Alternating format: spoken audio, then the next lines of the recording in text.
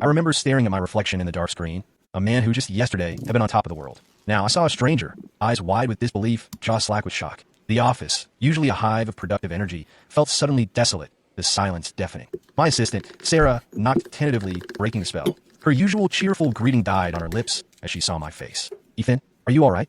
she asked, her brow furrowing with concern. I just shook my head, unable to form words, the email's accusations echoing in my mind.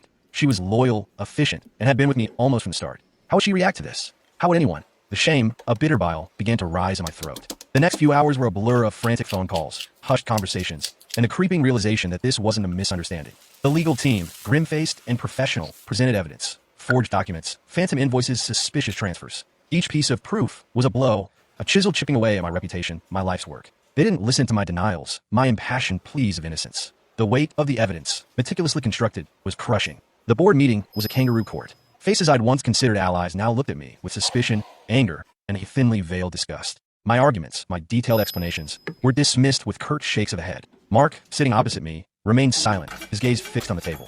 He offered no defense, no corroboration of my innocence, no hint of the truth. His silence was deafening, a betrayal more profound than any spoken word. I was voted out, stripped of my title, my company, my legacy.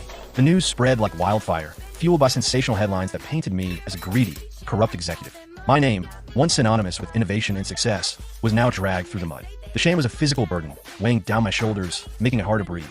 I was a pariah, a cautionary tale. The media frenzy was relentless. Paparazzi camped outside my apartment, flashbulbs popping like distant thunder. Friends, or those I thought were friends, evaporated. My phone, once constantly buzzing with calls and texts, became eerily silent.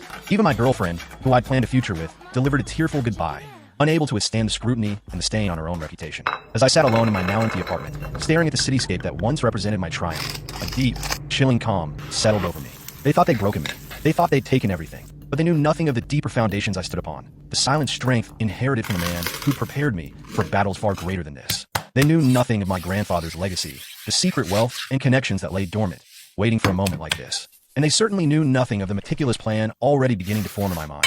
A plan not for revenge, but for absolute, undeniable truth. My fall from grace was merely the first act. The real show was about to begin.